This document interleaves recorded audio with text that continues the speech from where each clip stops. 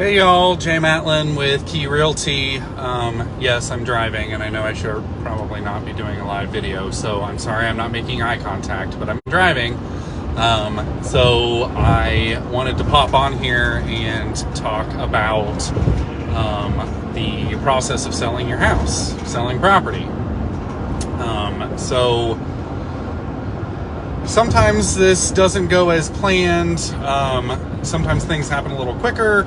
But my usual process is when someone contacts me, one of the first things that I will do is, just get some information about their property, try to figure out the motivation for selling. Another big thing that is a big part of real estate transaction here in Ohio is one of the first things that I'm going to go over with you before we even really talk about your property and what your plan is the Consumer Guide to Agency Relationships, and that is just a form that the state of Ohio requires me to present to all of my potential customers and clients. And that Consumer Guide to Agency Relationships basically just goes over how Key Realty conducts business. We help buyers, we help sellers. Sometimes we do something called dual agency where we represent both the buyer and the seller. I personally am not a fan of dual agency because then your real estate agent just kind of becomes a babysitter, because if we're representing both the buyer and the seller, then we can't have the interests of both parties in mind. So that makes things a little more difficult. So, but it also talks about fair housing and how Key Realty and myself comply with all federal, state, and local fair housing laws. But the state of Ohio requires us to go over that initially just to kind of explain how Key Realty does business. It talks about several other things too. So if you contact me about listing your house or selling your property, that'll be one of the first things that I bring up to you. And that is a form that needs signed. And generally at first conversation, I will send that to you via our electronic document signing system called dotloop. And I like to tell my potential clients, that the Consumer Guide is not a contract. It doesn't tie you to Key Realty and it doesn't tie you to me. It just allows me to explain how Key does business, and you're just basically signing saying that you understand that. So that's one of the first things that we'll talk about. Generally, my first appointment that I make with a potential seller is just to come out to the property and take a look and meet you and your family and talk about your property and talk about why you want to sell. I like to talk about the things that you like about your property, what things that you don't like about your property. Generally on first meeting, I won't talk about list price, just because I have an idea of what we're going to list your property for, but I've got to see it in person and I've got to talk to you and, kind of do a walkthrough. That's one of the things that I usually do is we sit down at your dining room table and we have a little chat for 10-15 minutes, and then I ask you to take me on a tour of your property. So, at least then walk through and see everything. And this is also an opportunity for me to let you know some things in your house that, maybe need to be done or fixed. I went to a listing appointment earlier this week, and just an example of the flooring on the second floor needed replaced. So before we list the property, if that's something that the seller is willing to do and they have the funds to do, I would suggest replacing the flooring. Also, generally I'll encourage patching of holes, nail holes, things that in the wall, and then repainting. A fresh coat of paint always makes a huge difference. Another thing that I will encourage is increasing your curb appeal. So, we'll talk about, putting some fresh mulch down, or if it is spring or summer, maybe putting some fresh flowers out in your garden or your flower bed or whatever, just to enhance your curb appeal, just because that's the first thing that people are going to see.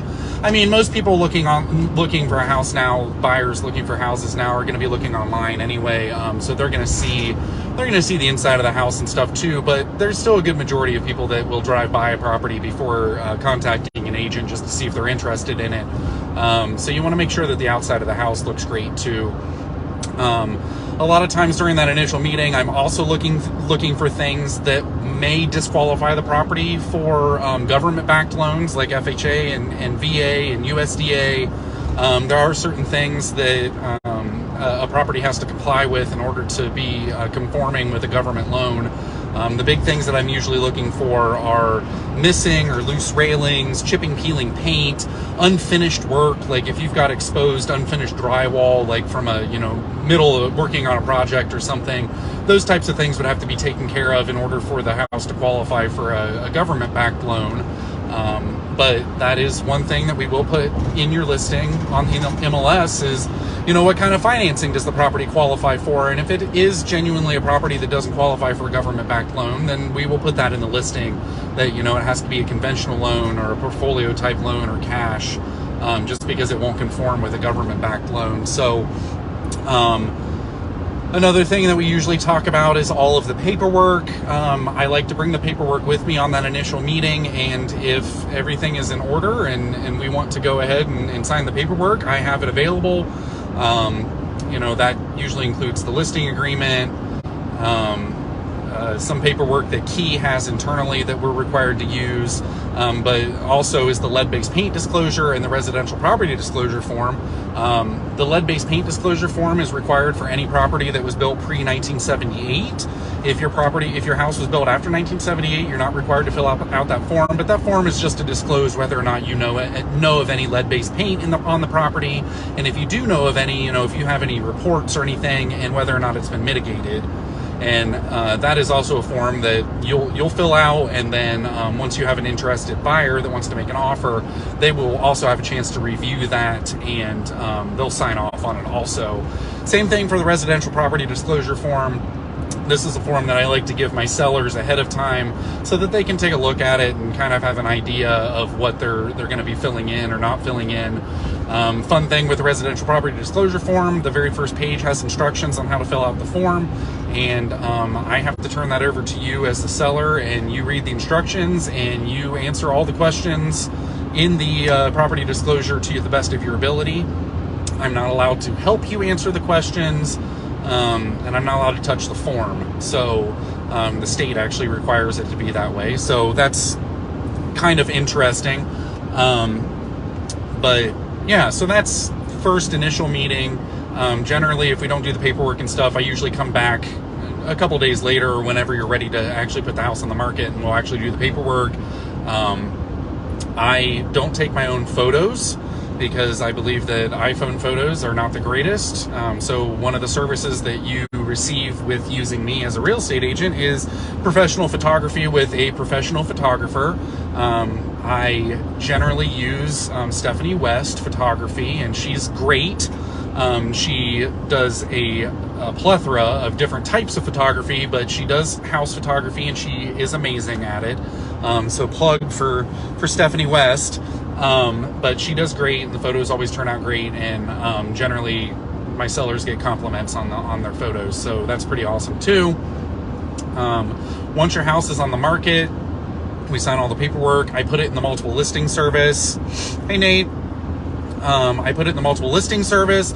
The cool thing with the multiple listing service, or the MLS, what we talked about last week, is that it syndicates out to tens of thousands of websites. So your property is getting a ton of exposure online, not just with the actual MLS's website and Zillow and Realtor, but every single real estate agent pretty much has their own real estate website, and that has an IDX feed directly from the MLS. So it's also going out to all those real estate agent websites. So if you've got potential buyers that are interested and they are working with another agent, and they're using that agent's website or that agent's app, then that property will also syndicate to those websites. So you're getting a ton of exposure online. We don't really do the old-fashioned put things in the newspaper or anything anymore. We just use online marketing. I also use a ton of social media marketing, and your property gets a ton of exposure. So yeah, once it's on the market, then we wait, and we wait for showings to be set up. We actually use a showing service, so I'll put your listing in the showing service called Showing Time, and then your property goes online, and then other agents can go online and request to show the property via Showing Time. And the cool thing with that is that it's all secure. the only way that, you know, the combo lockbox that's on your front door gets that, you know, that combo gets sent to the other agent only once they make a request, and only once that request for a showing is approved. So it's not something that's publicly available. Everybody that comes into the property has to be accompanied by an agent. Another cool thing about the showing service, though, is once an agent finishes a showing, it will also send them an email and request that that agent provide feedback on the property, and then I can relay that feedback on your property to you. So then we kind of have an idea of, you know, what people don't like, what they do like. It also asks if they're going to be making an offer, if they're interested, if they think the price is too high, too low, just right. So it kind of gives us a gauge on what buyers are saying about that property, so that we can, you know, reprice accordingly. If there's, you know, something that's really bothering them, you know, about, let's say a room has a really awful paint job, you know, that gives us an idea of, you know, maybe this weekend you need to repaint a bedroom or something to kind of enhance the appeal of the property. So that's a neat feature. Once we do receive an offer, I will review every offer with you in detail. We'll go over the whole purchase contract, the purchase offer, and everything. If it is a multiple offer situation, you'll get the opportunity to look at every offer side by side. I generally create a nice little spreadsheet with all the details so that you can see everything at a glance. And then we can make a decision on whether to pursue an offer, or, you know, just kind of sit and wait for another offer to come in. So once it's in contract, then we just follow the contract timeline. So if we agreed to allow the buyer to do inspections, that's when that will occur. If they are financing, their lender will order an appraisal, so we wait on the appraisal. Kind of working in the background of all of this is the title agency, the title company. The seller gets to choose the title company, and I will usually give you a suggestion of a couple that I typically work with. And then once it's in contract, we send the contract to the title company, and they take it from there. And they actually handle the transaction, they handle the title search, they handle the deed preparation, they handle the actual closing when we get there, they handle taking all of the paperwork to the various places that it needs to go, you know, the recorder's office, the auditor's office, that kind of thing. So they kind of facilitate the transaction on their side, and are kind of a go-between between the two agents, the buyer's agent, the listing agent, and the lender. Anything else that might be involved in there. Sometimes we have to get the county engineer involved to rewrite or approve a legal description on a property, so the title company will handle that. If a survey needs ordered, the title company will handle that as well. So the title company is an amazing asset during the course of a transaction. So once we get through inspections and remedy period, and we agree that we're moving forward, we get the appraisal back, everything's good to go. And then that is when the lender, if the person is financing, will issue clear to close. And that's when we actually get to schedule the closing at the title company, and we get to sit down and sign all the paperwork. And that is when you actually sell your property and transfer it to the new buyer. And then that is also where you get that proceeds check, hopefully a proceeds check for selling your property, and you know, you get the difference between what you owed on it and what you sold it for. So yeah, that is pretty much the entire process in a nutshell. It's a lot, and that's why you should hire a real estate agent, whether it be me, whether it be another agent with Key, whether it be an agent with another brokerage. You know, I am a big proponent of, you know, this is a very large financial transaction, and this is a very big deal. It's very emotional. It's very mentally draining. So, you know, hiring a real estate agent is not just important to facilitate the transaction because it's a lot, but it's also very nice to have someone in the middle that can handle all of this stuff for you, and you don't have to worry about it. You know, if you decide, a lot of people are listing for sale by owner right now just because of the way the market is, but you know, there's a lot that goes into selling your property. And I mean, something as simple as receiving phone calls from interested buyers and agents, and setting up showings, and having to be present to open the door and let people in and lock everything up again. And you know, it's just that alone is a lot. So I don't recommend hiring a real estate agent purely because I'm a real estate agent.